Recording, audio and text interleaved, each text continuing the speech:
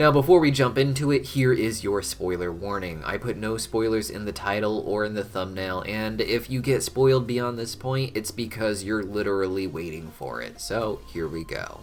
Well, the movie is called Sonic 2. It is essentially an adaptation of Sonic 3 and Sonic & Knuckles, two Sega Genesis games that could combine together into one giant game that introduced Sonic fans to Knuckles, the Master Emerald, and his home on Angel Island, a floating island in the sky that the Master Emerald's power kept raised up.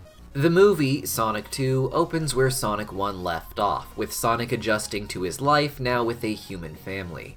Meanwhile, Dr. Robotnik is still in the Mushroom Zone where he is trying to find a way to return to Earth, using Sonic's blue quill to send out energy to anyone who might find him.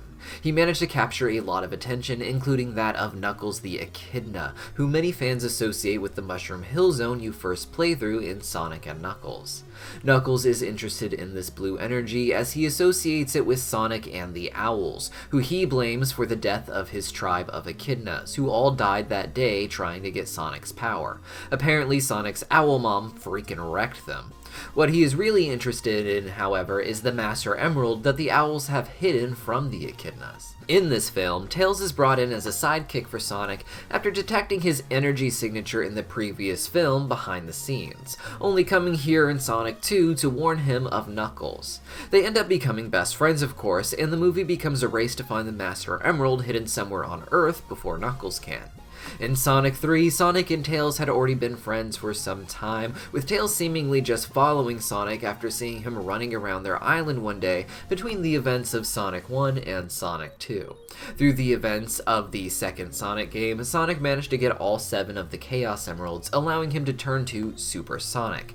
After fighting Eggman in space, the Death Egg at the end of Sonic 2, this giant Death Star ripoff, lands on a floating island in the sky and pushes it into the water on Earth, where Tails and Sonic go to investigate.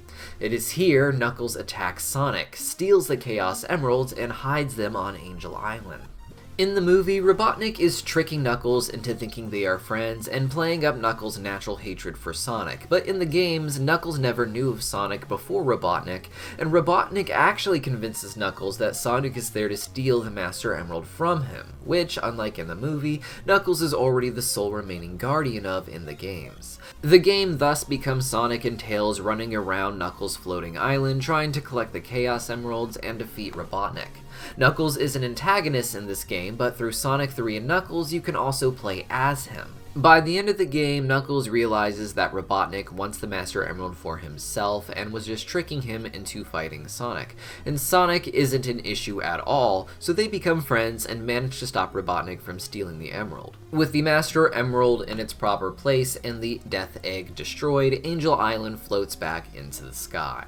In the movie, the Emerald is hidden underwater in some ancient ruins that are reminiscent of the ruins seen throughout Sonic games, not just the old Sega Genesis ones, but the ones in Sonic Adventure, the first real 3D Sonic game, and one that expanded on the lore of Knuckles, the Master Emerald, Angel Island, and its roots. This is where we get into heavy movie spoilers as well as video game spoilers, so again, go away if you don't want that. In the movie, we learn that the Echidnas created the Master Emerald to hold the 7 Chaos Emeralds within it.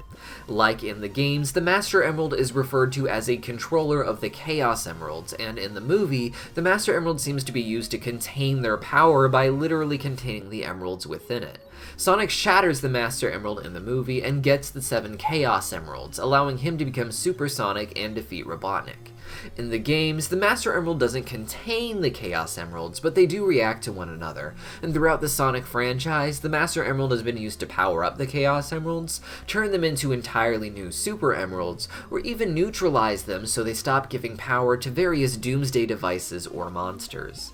In the games, the Master Emerald, at least as far back as we have seen in flashbacks, was once in a shrine that included the Chaos Emeralds, that was guarded by a watery godlike figure named Chaos. Chaos could use the Chaos Emeralds to become an enormous monster of various sizes depending on how many he had.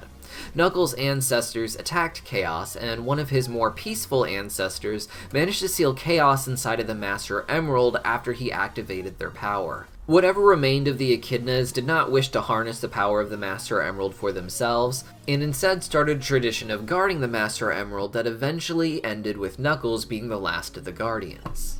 In the movie, Knuckles still fixes the Master Emerald without it containing the Chaos Emeralds and talks about it as if it is still an object of great power and importance, and likely will be in future movies as well, having uses outside of simply containing the Chaos Emeralds. In the games, Knuckles' past is tragic in that he's the last of the echidnas, but not that Sonic or even Robotnik is responsible for their deaths, but rather they were responsible for their own deaths as discussed before. His movie persona isn't my favorite, and the movie changes as a whole are not to my liking. But I also really enjoy what they did here with Knuckles a lot more than the other adaptations, or even future games, where Knuckles' backstory becomes obsolete and he's just another random hero or friend of Sonic's. Something this movie made clear was the goal of the series, to create their own kind of cinematic universe with the hero formula but for Sonic characters. In one other adaptation, Knuckles' backstory about the Master Emerald and Angel Island were removed entirely, but he still shined as a character, this time being a treasure hunter in this anime OVA adaptation, which felt authentic to his character even without his backstory. The Master Emerald is a bit too powerful in the movie and somehow turns Robotnik into something godlike. In the games, the Master Emerald is powerful, but its use to Eggman is that it somehow manages to power machines, but not Eggman himself like in the movie. With that, it even allows Metal Sonic, who does appear in the games, to get something of a super form in a battle against him.